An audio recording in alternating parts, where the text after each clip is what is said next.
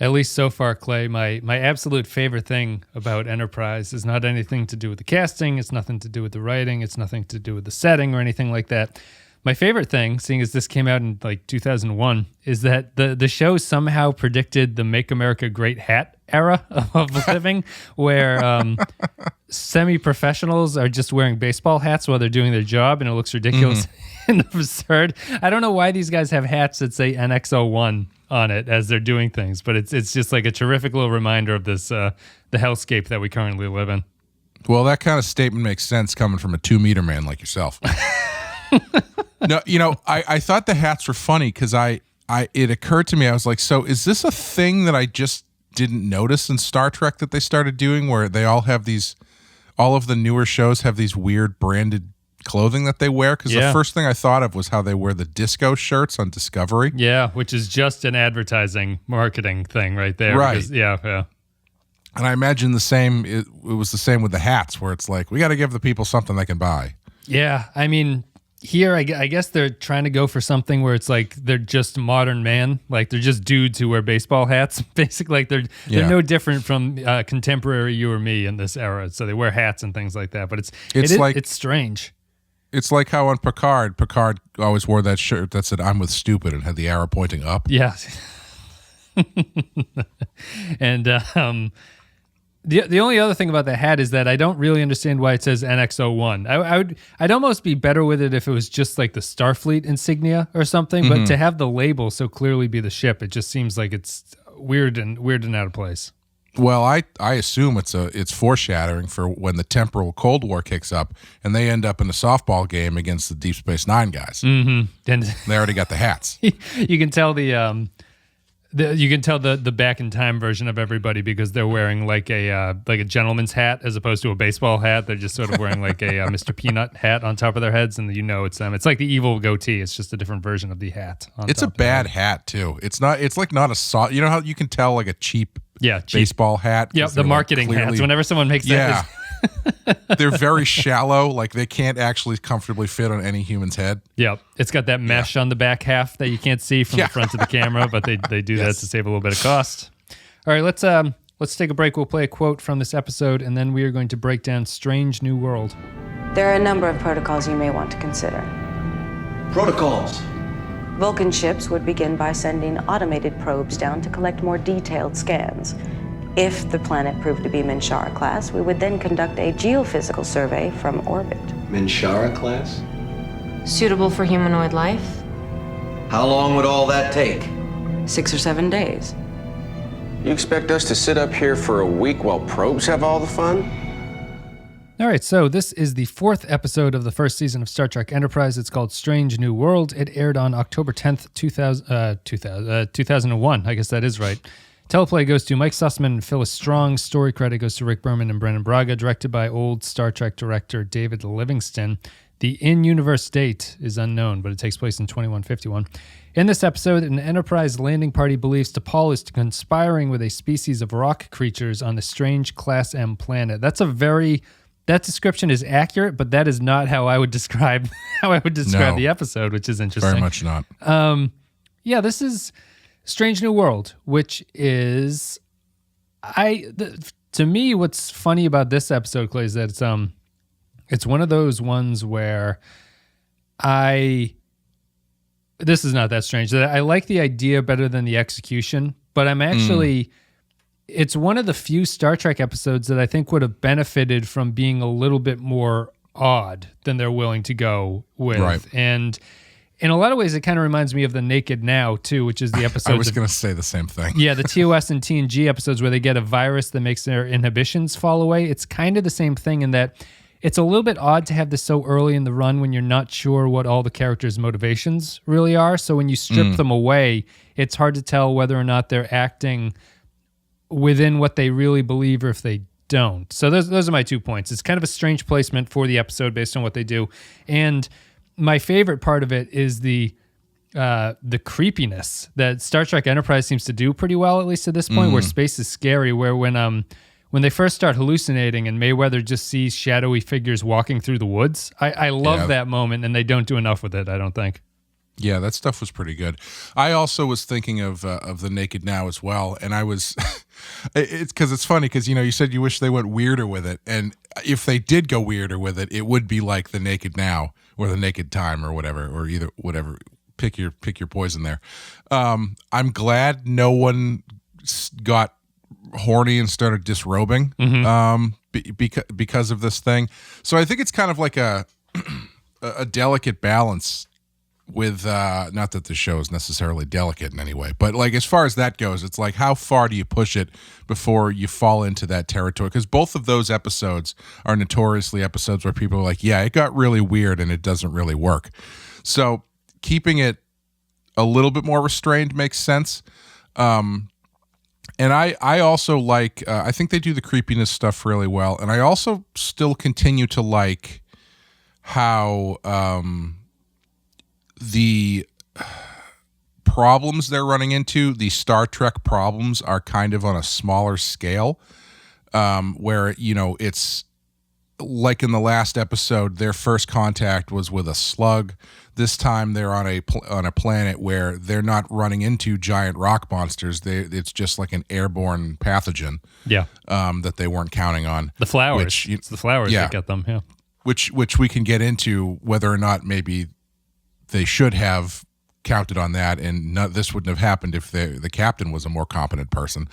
But but yeah, I like this episode, but there's something weird about this show that I can't put my finger on. Like this wasn't a bad episode. It was about what I expected as far as like performances and writing and stuff, but I still find there to be something slightly unsatisfying about this show, and I can't put my finger on what it is. Mm-hmm. I mean, we were briefly talking about that in our Discord, where people were talking about whether or not Enterprise is like substantially different from the other TNG and TOS and DS9 shows.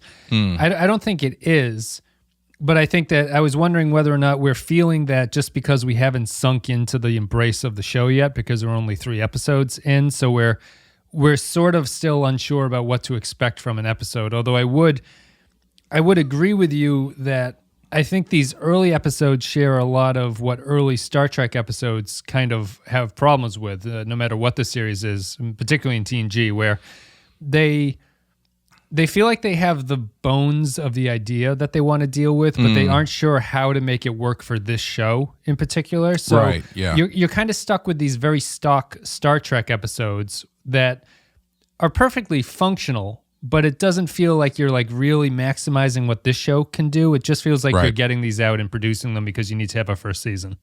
Yeah, that's what it feels like. It feels like, they've got these serviceable episodes that they've been writing with kernels of good ideas, but it doesn't have its own style yet. Yeah. I mean, would you... What I think that this episode is missing is they touch on it a little bit, but the Trip and T'Pol conflict, I feel really could have gone deeper into the whole Vulcan thing, because I know I complained about her in the pilot, but I think T'Pol here is actually very good as a Vulcan, where she is the one who's making all the correct logical decisions, and they turn out to be the right ones. And Archer is playing the hot-headed human who just wants to get out and stretch his legs and walk around on another planet for a little while. And that gets the crew into trouble. But T'Pol here, I think, handles a very chaotic situation very well, and only sort of loses her cool towards the end of the episode when everyone starts freaking out around her, and she's like, "Listen, you idiots! Like, pull it together." And I think that's pretty good on her part. I think it's a strong performance there, but I think that their conflict really just feels like a crazy person holding a gun on another person, and that's the entire drama behind that whole sequence, instead of some kind of like, Trip going really into why he hates the Vulcans or why he thinks that the Vulcans are doing like holding humanity back and stuff. They don't really dig into that. They just do surface level stuff like that. And otherwise it's just 2 people with guns pointed at each other. Yeah, and inside the episode, they don't really lay the groundwork for it either. Like, not to compare it to other shows, but I thought the cold open kind of did it, where Archer's like, "Nah, fuck it, T'Pol. Like, we're going to do this our way." And she goes like, "Ugh." Yeah. That's yes, but as far as the conflict between Trip and her, okay, yeah, they don't give you like a scene where you get a sense that Trip has these misgivings about the Vulcans. Obviously, that's a running theme in the show, which is, which I like. And honestly, that's why I think this works better this early than the Naked Now did in TNG, because the stuff that they're playing on is stuff that they have established in other episodes. It's not, while these characters you still don't, excuse me, you still don't know a ton about them. You do know that there is tension between the humans and the Vulcans, so you can play on that and play on those insecurities and stuff perfectly fine.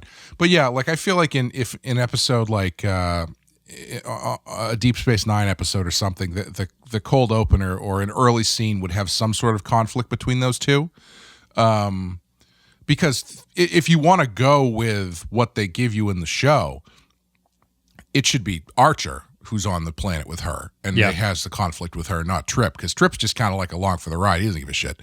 And so having him blow up at her for that sort of xenophobic reason isn't super well laid out, but like I said, it is established that the humans, full stop, seem to be kind of wary of the Vulcans. Yeah. And I think that's really just the only thing. I think that's the main problem I have with it, is that once things start going haywire, I think that they don't keep up the strange creepiness and instead try to just lay into that sort of like lazy Mexican standoff thing where there's only the two of them, and it doesn't really feel effective. Whoa. It's unfortunate that lazy had to go with the Mexican stereotype, lazy writing trope of a Mexican standoff. Because I really like the first half of this episode. I think that they, again, it's like the series really does the thing of showing you what the first Starship crew how they would react when they find things. Like they find their first Class M planet and they can go down and walk around. It looks exactly like Earth, which is charming in its in its appearance at this point. And just the fact that it's so novel to them, they just kind of want to camp on the planet overnight is like, it's a nice touch that you never saw in any other Star Trek show, because by that point, Kirk has landed on hundreds of planets and Picard thousands or something like that, and you never really get this sense of wide-eyed optimism that these guys have in this episode for the first half. Yeah, I was watching this with my girlfriend, and which was awesome, because as we started it, the first thing she said was, "I really like that T'Pol character. This Captain Archer, he's a bad captain." My girlfriend he hasn't watched Star Trek yet. Yeah, he hasn't seen any Star Trek episodes. He doesn't know. My girlfriend is a scientist, so when T'Pol started talking about protocols and the ways that you should do things when approaching something unknown like this, she was like, "No, she's absolutely right. This is what they should be doing." And she actually made a really good point at the end of it, which was, she was talking about the one guy who got beamed back and got the rocks in his face and stuff. Who was that? The guy, was that the cream of wheat kid from the Matrix? No idea. That's a hell of a connection if it is. Yeah. I only thought of it because he looks kind of similar, and he also starts the show talking about food. So anyway, but at the end, she said, I really wish that had ended with Archer taking some culpability for what happened to the kid, because the doctor feels so bad about not scanning for a subcutaneous blah blah blah. But if Archer had been more cautious when approaching this new planet, that kid might never have been hurt. Yeah. And I think it's a really good point, because on this show, which is all about them dealing with these things for the first time, he is flagrantly not taking any precaution going down to this planet. Even weather prediction, which is something you think they would have mastered at this point. Yeah. Yeah. And so to get to the end of that episode and have him just sort of like, do that, eyebrows up, bacula half smile thing, and we're like, on to the next episode, without him taking any sort of culpability or blame for, oh shit, maybe I could have handled this differently. Maybe I should be more thoughtful when dealing with these new planets, I think is a really big missed opportunity. Yeah. So you think it's a missed opportunity and not an intentional statement about the character of Archer? Well, I mean, if it's if it's intentional, he's kind of an unlikable character. Yeah, I mean, But we spent the whole episode with her turning to me saying, like, this guy sucks. Well, I think what's funny about Archer is... and at about halfway point, she's like, oh, my God, he's a terrible captain and his thing is water polo. He's another one of the guys thing where Archer just kind of sits around in his underwear when he's not doing stuff, which is a nice beat for him. Yeah. Or even if let's say it is an intentional character thing, right? Yeah. To not have a scene where like T'Pol maybe chews him out over it, and have him like brush it off or something. Just something to acknowledge that the reason they were in that position is because he was like Colonel Kilgore in Apocalypse Now, where he's like, put on your surf trunks, let's go surfing. Who cares what they're shooting at us? Yes, I would agree that I was asking, being somewhat of a devil's advocate, because I think that, as you're saying, you need a T'Pol episode or a T'Pol scene like that where they talk about what Archer did, and even if he doesn't feel bad about it, they at least sort of broach the subject. Archer, we talked about him being one of the guys. Archer to me is actually kind of interestingly the captain. Maybe this is not true the more I'm thinking about it. He's a captain who very strongly reflects the theme of the series, which I guess is true for TOS and TNG, DS9 to a lesser extent, I think, and Voyager to a lesser extent. But he feels to me like he's the most representative of what the show is about at this point in time. Like he seems much more like he's a product of a time, just because their point in the timeline in this series is much more important than it is in the later series because it's earlier, so everything has to be a little bit more prototypical. But he's his gung-ho-ness and the fact that he hasn't learned any lessons yet, which leads him to this kind of optimistic, like, shucks, everything will work out for us. I do kind of like it, but they certainly don't question it, at least in terms of the other crew saying, like, maybe it's a bad idea that we go down to this planet that we don't know anything about. Again, it's the Sam Rockwell guy from Galaxy Quest of like, don't touch that. You don't know what this is. So we need that character. Yeah. I would like it more, and maybe they do this as the show goes on, I don't know, but I would like it more if it was a conscious decision to have a captain, a Star Trek captain, who is doing all this stuff for the first time, so he does make mistakes, but part of that is him learning why he can't do the things that he just did. Right. So it's not like Kirk, where Kirk is at least traditionally known to be fairly carefree and swashbuckling and always on the edge. Kirk has a lot of knowledge behind him to support the decisions. Yeah, he knows the rules. He knows which rules he can break. He knows which rules how far the rules can bend. He knows how to push the envelope without breaking the envelope. I don't know what the other side of that without to push the envelope and watch it bend. Kirk is a very good Starfleet captain who knows whenever he is going to do something, he's fully aware of whether or not he's following or breaking the rules for that situation. Yeah. And the drama of the episode usually comes around his decision about, is this the time where I need to break the rules or not? Right. And I think what I would have liked for Archer is if something like if at the end of this episode you have a scene where T'Pol chews him out and he doesn't want to back down, so he brushes it off like, whatever, he's fine, no big deal, everyone's fine, nobody died, that kind of thing. And then after that, maybe it's a scene with T'Pol in his quarters where she chews him out.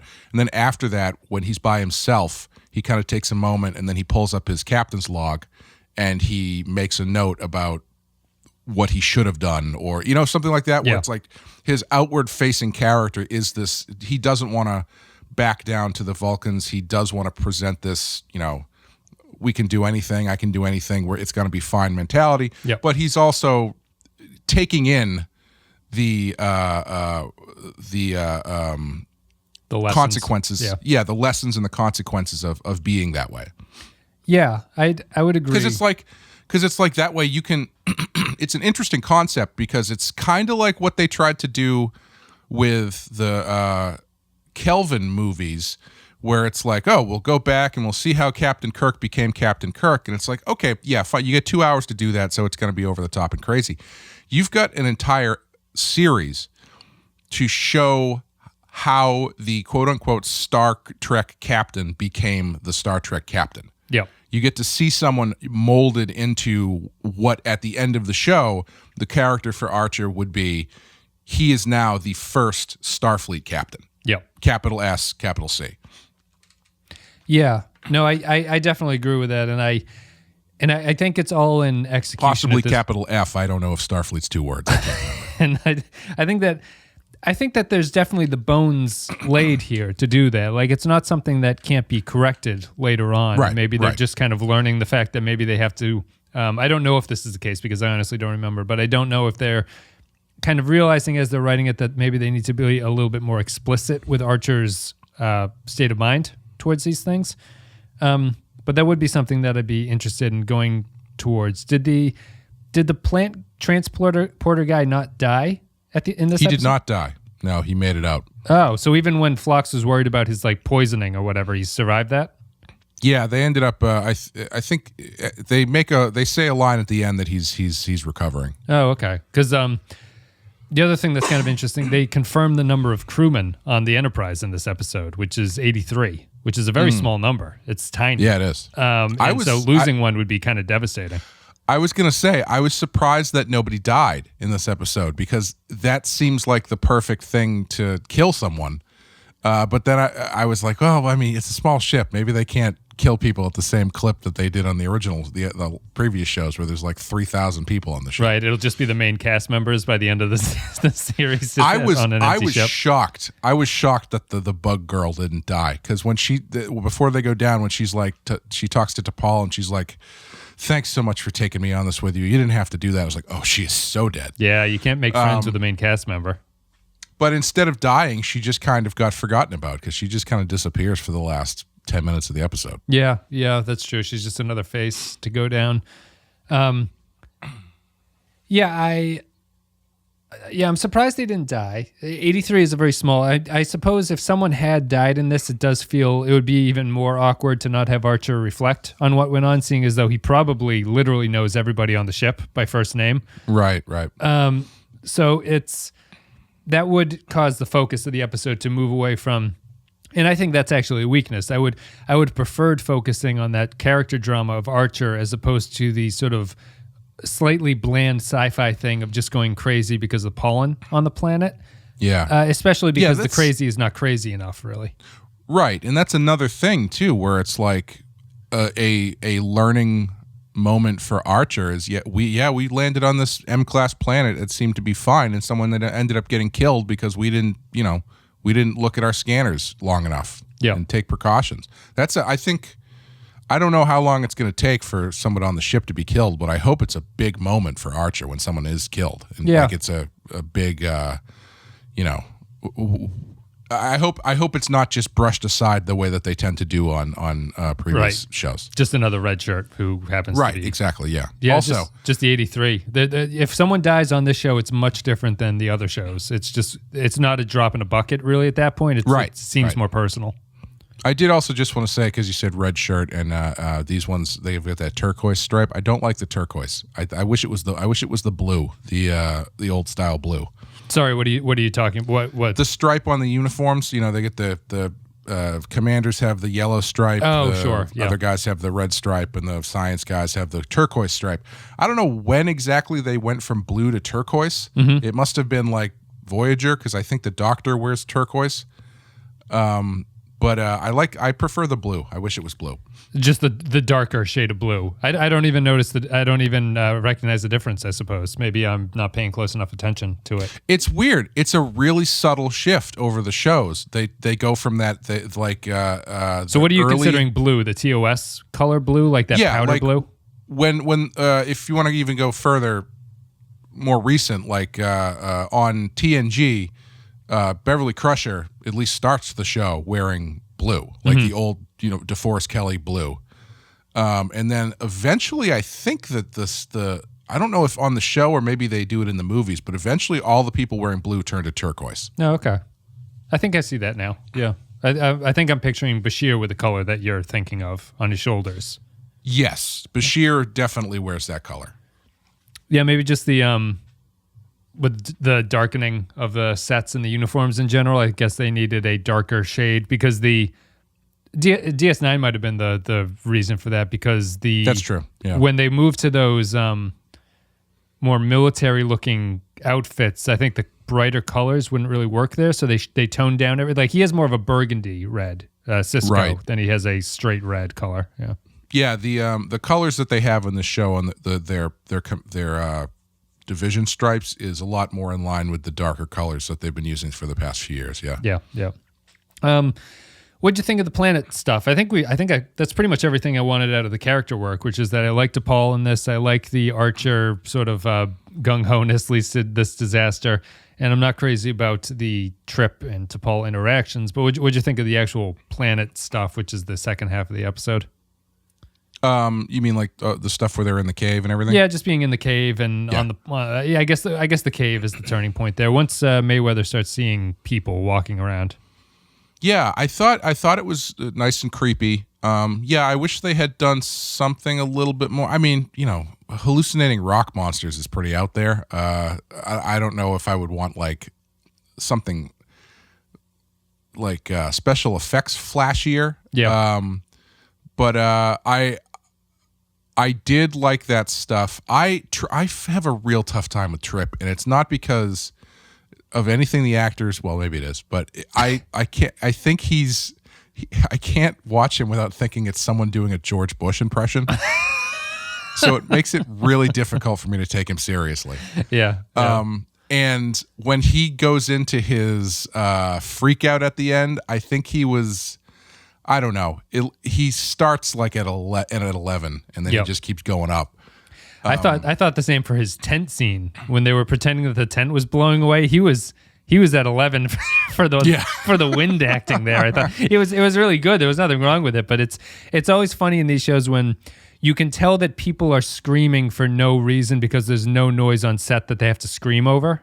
Right. It always comes across as something like, "Hey, I'm going over." It's that kind of yelling, and I thought that he did a pretty good job of it. I think what you're hearing there though is all of that stuff seemed to be ADR'd because they're blasting them with these wind things, so the sound that they're pulling in is probably not very good.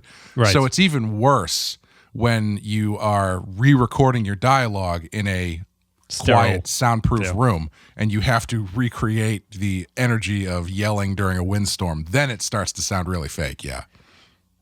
What do you think about that? Would this? I think this episode would have been elevated slightly if it was a mystery what was going on for longer to them. Like if they started seeing these people and if it was not immediately a reveal where Mayweather's like, "I saw somebody," and T'Pol scans and she goes, "There's nobody out there." Then that nobody's out there at that point, right? Okay. But what if they had played up this like what's going on, and even the mystery of, because I think one really effective scene is when the girl sees T'Pol talking to the two people in the cave and she goes over to her. Like if they had played that up a little bit more, I think that I would have been more engaged in that storyline, because it's like, oh, this is like mysterious and bizarre and what's actually going on here. Yeah, I would say that I think it still works because of what's going on and because everyone is so hesitant to trust T'Pol, and T'Pol's not doing herself any favors by playing every scene like she's a secret mustache twirling villain, which I think is great, because she's playing it. She's very good at playing a Vulcan, but she also has this back end to whatever she's doing, where it's like in her head she's actually playing these scenes as though she is about to screw everybody over. But it just comes across that way because that's how the Vulcans seem. They're very uncaring and stuff. But I think that stuff works because there's this inherent distrust of T'Pol. So when she says there's nobody there, they have a reason not to believe her, even if we know that that's the truth. And honestly, we don't even know that it's the truth for a little bit. Yeah. But yeah, I think I would probably give T'Pol a little bit more to do, because once they come back from that where the girl sees her talking to the rock people, they're all kind of stuck in the same place, and they're just accusing her and she's just defending herself. So it doesn't really, move in either direction other than Trip just losing his shit. Yeah. Yep. So like if she had a couple more bits of business where she could do to make her seem a little bit more suspicious, to like tighten that screw a little more, maybe that would jack up the tension a little bit. I don't know. Yeah, I think you just, either one of those is fine. I think you need to add a layer to that story there. Yeah. It's the like if she's going crazy slower than the other ones, maybe they catch her going through their gear or something because she's trying to take the guns away. So something that like what does happen doesn't happen. Yeah. That kind of thing where it's like she's still saying she's actually acting in the best interest of what's going on, but through their eyes, it seems like she is, doing something sneaky. It's a good place as any. I was thinking, because we had another conversation on the Discord about, I think Nick had mentioned about in Broken Bow, how we were both kind of lukewarm on the second half of Broken Bow, where he's just wondering why we were sort of down on that stuff, and why sort of like that adventure storytelling style doesn't really work for me, at least, or maybe you too. And it got me thinking about like how you define plot versus a story, right? Which is that a plot is a kind of a story, but it's not really a very good story. So a plot would basically be if I were to tell you my day-to-day beats today, like what I did today. If I told you I went through the thing of I got up at 5:30, we got the kids, we made food, I went to the grocery store, I came here, I sent some emails for work, I was sitting down to record. That's the plot of my day, right? But if in the middle of going to the grocery store, I got T-boned by a Mack truck or something, and had to come out and sort of like, it was like, my father was driving this Mack truck or something. Like there's a story in the plot within that piece. And I think that what's suffering here is that the cave plot in this episode is just a kind of plot thing. It's just they go crazy, they draw guns, they're pointing them at each other. But it doesn't have an underlying narrative that's more interesting than just the beat by beat story that's going by. And Broken Bow is the same thing, where Broken Bow is just event after event after event without anything really interesting to tie it all together. And this is the same thing. And that's, to me, that's when episodes suffer, when it doesn't have a kind of more interesting underlying dramatic tension going on, as opposed to just character goes here, character does that, character goes here, character does that. Yeah, I think I've mentioned this before. I know I have on Rotten Horror Picture Show, but I recently was watching or reading a screenwriting thing, and the person who was the author of it floated this idea that there's a difference between a story and a situation, and I think that's what you're talking about. And I had never thought about it in those terms before, because generally when we talk about this stuff, we end up referring to it as like it looks good on note cards, where you put the note cards on the wall, and it's like, yeah, that stuff seems to make sense. That looks like a show. But when there you must get into be a story in there, yeah. There's got to be a story in that plot. You've got your beats there, but it's just doesn't materialize once you put it on the screen.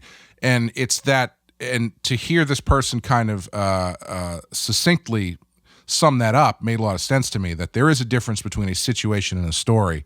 Not every situation is a story. Right. And situations they're trapped on a planet and they have to laser blast their way out. Okay, that's a situation. That is not a story. Right. And it's really interesting to watch these shows or anything really with that in mind, and see where that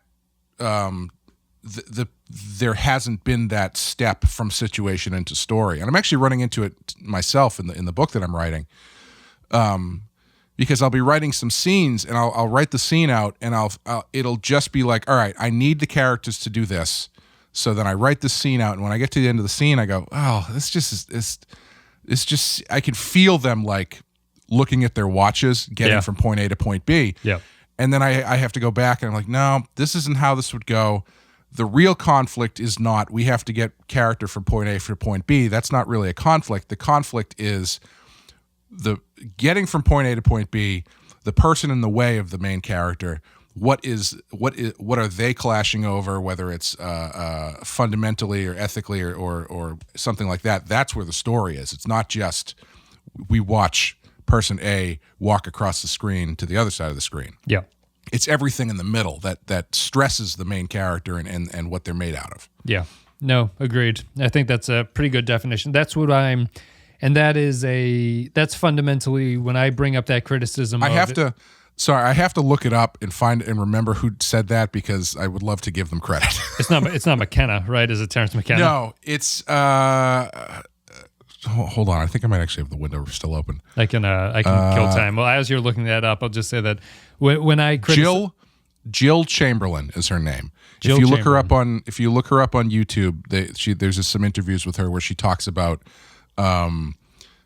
she's got this storytelling technique worksheet thing that she's hawking, which I haven't really looked at yet because I'm a little bit wary of those things. But listening to her talk, she knows what she's talking about, and especially when it comes to that situation versus story thing, I think she's dead on. I have to be honest. I hoped you were going to come back from a website and go, his name is Al Kurtzman. Al. Yes. It'd just be an awkward silence as I'd be like, all right, that's it. Al Kurtzman he's been writing for his son Robert. Wait, what? Oh, jeez. That's when I'm talking about the sort of lacking in the action thing, or when a story feels like plot, that's basically what I'm talking about. And I think that this episode suffers a little bit from it. So let's take a break. I forgot his name is Alex, not Robert. I thought his name was. I thought it was Robert. I thought you were talking about that it was his dad. Maybe it's his short. I got Alex Kurtzman mixed up with Robert Kirkman. So what is Kirkman from? Robert Kirkman is the creator of The Walking Dead. Oh, okay. This guy with gray hair telling me how to write a story. Let's take a break. We'll play an audio clip from the episode, and then we'll come back and give our final thoughts and read some patron thoughts about Strange New World. We never thought the storm would drive you into the caves. That's where these rock people live. They didn't want anybody in there except for T'Pol, so they're not too happy right now. I'm sure you can understand that. They've even threatened to destroy Enterprise. Now, T'Pol needs to explain to them why you're all there, but she's not going to have much credibility with you pointing a phase pistol at her. If they agree to listen to her, you'll need to lower your weapon. If they don't, I'm going to have Malcolm destroy the cavern. Sacrificing 4 more crewmen is a small price to pay to save Enterprise. I understand. Thank you very much, guys, for listening. Thank you for supporting the show. If you enjoyed the content today, you can go to patreon.com/thepenskyfile, and a couple dollars a month gets you extra stuff. Patreon.com/thepenskyfile. It's the best way to support the show, keeps us running, and all that jazz. And if you've enjoyed the content, if you enjoyed our Enterprise coverage or some past coverage as you're catching up, check out Patreon, and we much appreciate it. As always, our Captain tier gets a shout-out at this point. A special thank you goes to Andrew Churlog, Ben Douglas, Cardinal Doomsday. Let me widen this window a little bit.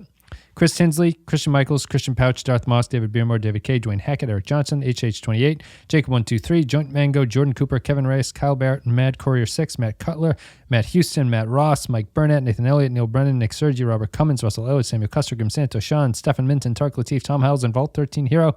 Thank you very much. Too kind. Thank you for supporting the show. And now we'll go to patron thoughts, where if you're a patron of the show, you get to leave your comments about upcoming episodes, and we read them. There's only 3. There's either a lack of interest in Enterprise, or we're just we didn't give them enough time to comment on these things as we're moving along. But Matt Ross says, the entire opening scene only shows that Archer and his crew are not ready to explore alien worlds. Nothing that T'Pol suggests is irrational, but a 6-day episode is not in the works for TV.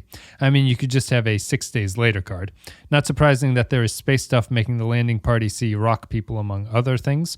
I did notice that the bluish Andorian and crewman Cutler's vision, the bluish Andorian and crewman Cutler's visions, coolest. Sorry, can I jump in for a second? Yeah.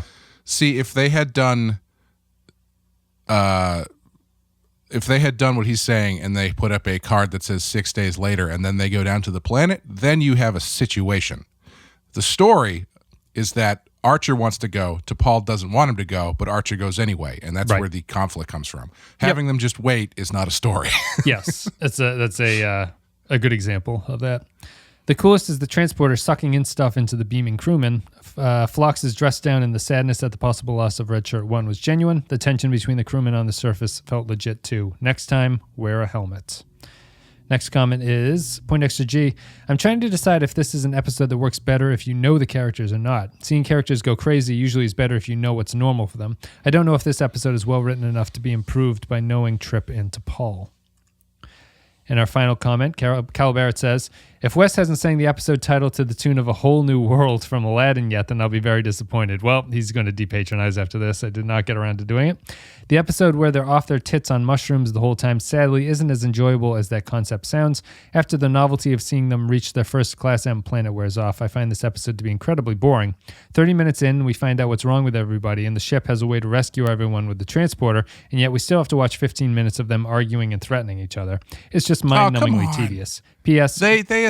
Sorry, I'll wait. P.S. Yuri Gagarin was the first man in space. I don't know if anyone has told you that yet. We did hear about that. They established that they can't use the transporter because that guy ends up with rocks in his face. Yeah, which is the callback to what I said in the pilot, right? You were worried that they were just going to start beaming people, but beaming people is still dangerous to them. Yeah, I liked that. I thought that was cool. I mean, that guy, man, I don't know what. I hope that guy gets some time off because between fatal dosage of hallucinogenic virus plus having multiple rocks pulled out of his body. Yeah. He's gonna need some time to recover. He needs some holodeck time. They don't have it yet. At this point, the relaxing on Enterprise is sitting around with your water polo ball, I think, and just kind of bouncing it off the walls. Why did he bring that with him? I guess he likes to. If they don't have a holodeck. No. He's just I always find that weird when they give like a character some quirk like that and it's something that they bring with them that makes absolutely no sense why you would bring, like, you remember I was bitching about the fact that Soji brought all those pictures with her to like essentially go study abroad for like 6 months. Yeah, it's that kind of thing where it's like we need to give him a character trait. What if he plays water polo? Sure, give him a ball. Why would he bring a water polo ball onto a however many month mission in space? Yeah, especially this timeline because it's so early they can't replicate it, as you say. So he has to carry it places. Like he has to pack it like he's going on a flight. I mean, if they wanted to do it, like really make him like Colonel Kilgore from Apocalypse Now, where he's just always looking for a body of water to play water polo in, that's different. Like if they had gone down to that M-class planet because he was psyched that there was a still body of water that he could get a game going in, that's fine. Just dives right in. But I did want to say one other thing about his comment is, I enjoyed this episode having never watched the show before, but I don't think this episode holds up on rewatch at all. Right. It's like, especially from what he's saying, like at the halfway point, once you figure out what's going on, it's like there's really nothing that is worth going back to in this one. Yeah, the first time through it kind of tricks you because you think that it must be building to something, and the building never comes, and then you get to the end of it and you're like, yeah, I guess that was okay, but it was kind of unsatisfying. But on rewatch, you know to expect nothing is coming. Yeah. That's it for the patron comments. Thank you very much, patrons, for leaving your thoughts. Much appreciated. Thank you for supporting the show.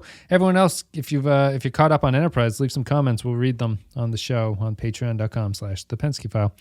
All right, so what are you going to give this one, Clay? I'll go first if you want. I'm going to, this is another 3 for me. It's probably a weaker 3 than Fight or Flight, but it's still, I think it's like a perfectly serviceable episode at this point that doesn't really excite me or make me go like, oh yeah, that was a good thing. It just feels like a functional episode of TV that is working in every regard, but could be improved in a lot of ways too. But it's not functionally bad to watch.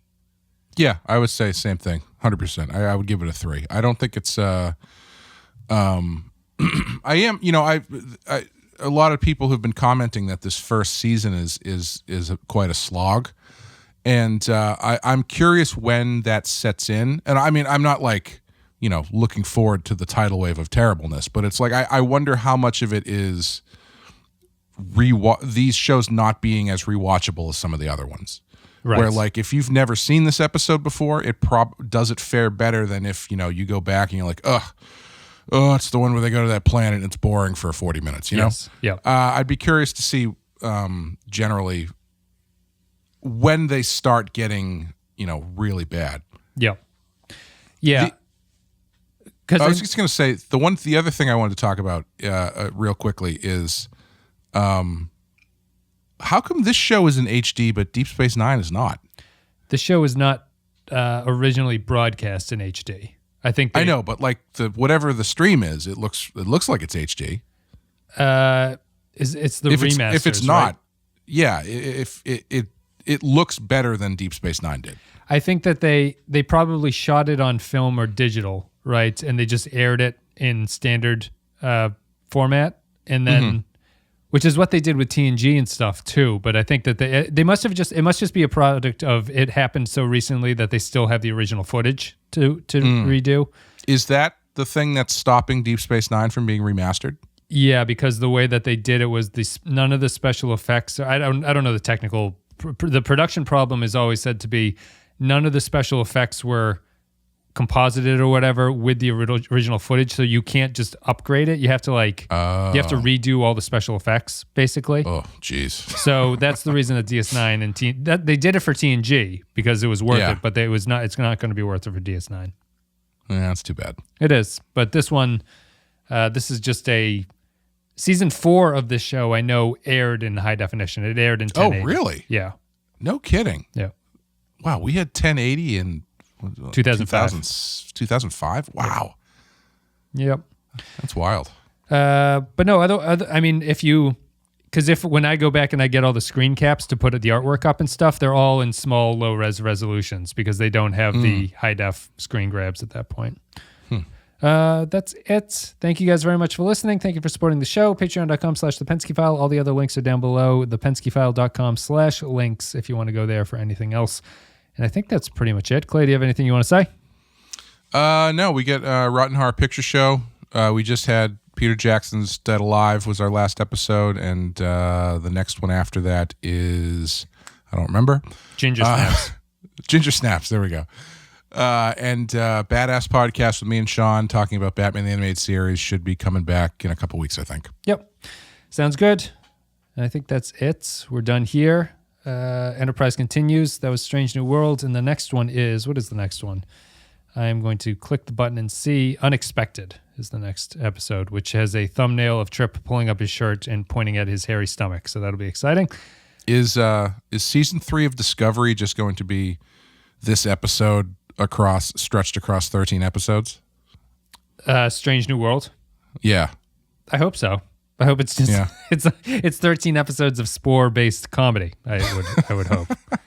Still don't know when Discovery's coming out. I don't think they've announced it.